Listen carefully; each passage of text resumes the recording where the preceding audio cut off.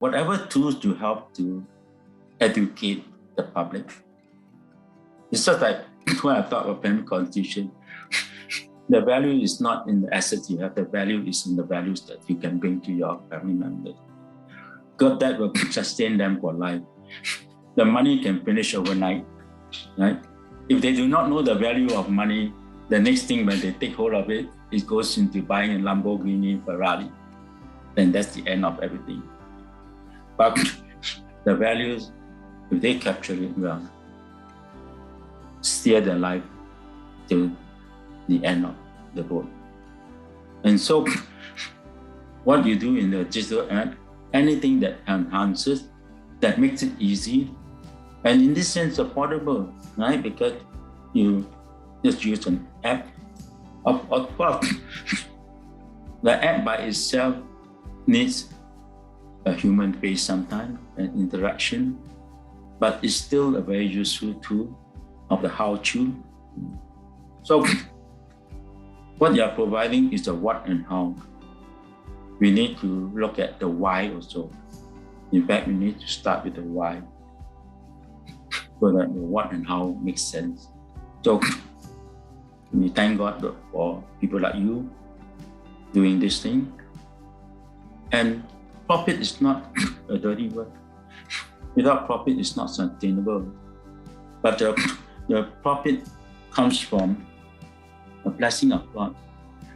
In the book that I'm writing, I'm trying to help Christian entrepreneurs understanding what's God's purpose of business. When understand God, the worldview, as Milton Friedman always preached, is maximizing profit, right? That's the only social responsibility of a company. But the word company in Latin origin called companio is communion. Now, how do we relate to one another for the betterment of somebody? So at the end of the day, the business has to be about stewardship of what God created for wellness, human flourishing. And the benefit is you will be blessed by, because when you serve others well, they will buy your product, they will buy your services because it meets their need. And so you will flourish.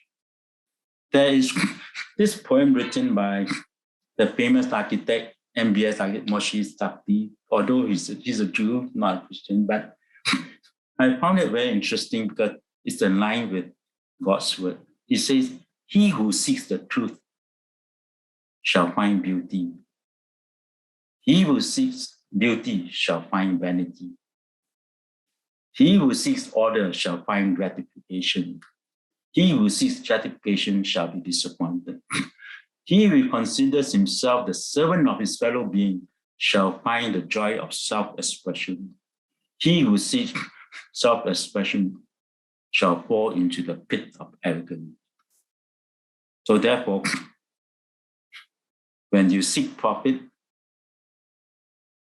you will find destruction in the end.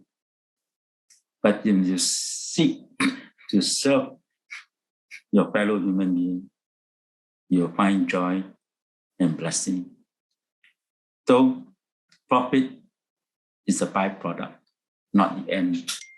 And so therefore, when you are able to think that way, and you build your business on the basis of excellence to showcase God's glory to the world, to meet the needs of people, you'll be blessed abundantly. The profit will come to you. The